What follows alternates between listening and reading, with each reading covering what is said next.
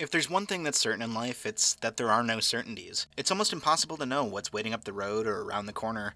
That fact can be pretty unsettling and actually kinda scary. And I think that's why we take comfort in the always there things. None of us knows what's going to happen tomorrow, but sure as the sun comes up, Lady Liberty will be perched on top of the Allen County Courthouse to greet another day, the Stars and Stripes will be flying from the roof of the Lincoln Tower, and the Aunt Millie's bread sign will be spinning. Wait, this isn't right. Why isn't it spinning? Why isn't the eternal loaf of bread being eternal? For years I've been annoying my wife as we drive past on Main Street saying, "The bread falls," as a sort of all is well, like I'm the town crier or something. What was going on? Chuck Surak had added the Perfection Bakery property to his portfolio some time ago, so I frantically called Surak Enterprises. Maybe they weren't even aware the unthinkable had happened. Time had stopped in a way. My hope was that somewhere in this sweet family of businesses there was a sweet bread sign mechanic who would set things straight pretty quickly. Please hold while I try to connect you. Good morning. Thank you for calling Surak Enterprises. Hey, good morning. My name is John Wagner. I am a producer and reporter at 21 Alive. I didn't waste any time. I and a couple other people have noticed the Aunt Millie's sign downtown has stopped turning. I was trying to just find out if you guys had shut down power down there or what the story is. The nice person on the other end said they'd have to find the right person for me and put me on a brief hold. Okay. Yeah, no problem. Thank you.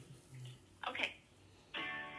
All right, we were getting somewhere. When Chuck Surak hears about this, I'm sure it'll be his top priority, and someone in a sweet jumpsuit will be on the roof in a matter of minutes to get things rolling again. He is a busy guy, though, probably in a meeting or something like that. That's why this is taking so long. I'll just be patient. Like a good loaf of sourdough, you have to let it rest and rise and... John? Yeah. Hang on a second.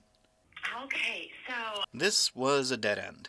Uncle Chuck couldn't help me, only Aunt Millie could. While the Pearl Street property now belonged to Surak Enterprises, Perfection Bakeries insisted on being the company to maintain the sign. I did the journalism thing, I called, I emailed, I waited. Just as I was starting to get a little bit anxious, my phone finally rang.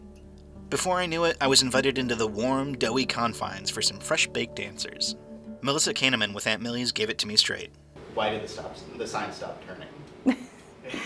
We're speculating the sign stopped turning due to some of the high winds and weather that we've had recently. Yeah. It's that simple. It is really that simple. Yes. It's a very simple operation up there, so it can be impacted by the weather. So. Okay, so the sign is not slated for demolition, there hasn't been a catastrophe, and time itself has not actually stopped. The sign just kind of goes out sometimes? It is truly that simple, yes. It's a challenge to get up to the rooftop to fix it. As you can see, we're surrounded by construction, and we have construction going on inside and outside the building.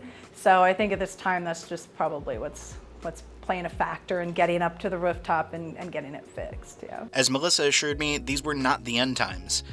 A little motor connected to a wheel just went out.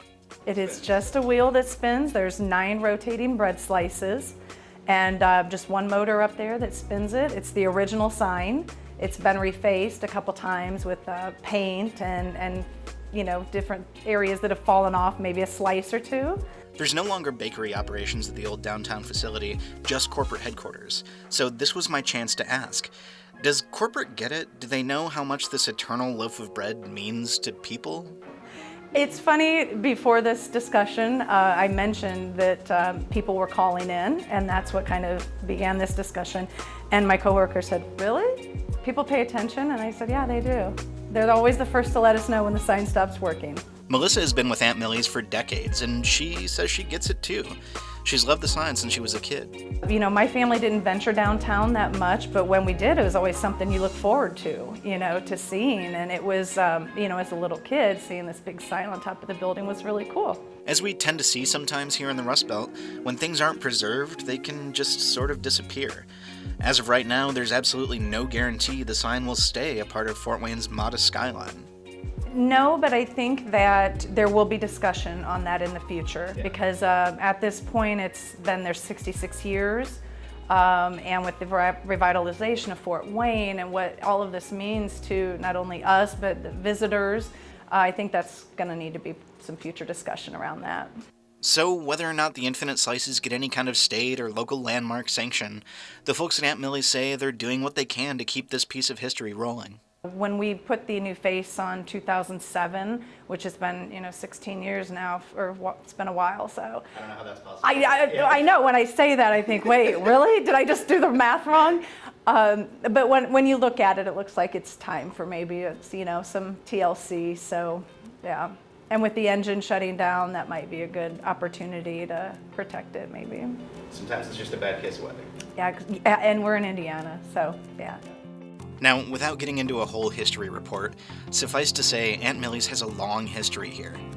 One of their biggest claims to fame, besides the sign of course, is, as the legend goes, they were the first company to bring sliced bread to Fort Wayne.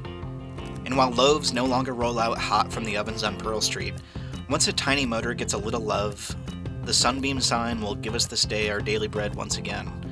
Hopefully for a long, long time. For now, though, waiting patiently at the corner of Main and Ewing Streets, John Wagner, 21 Alive.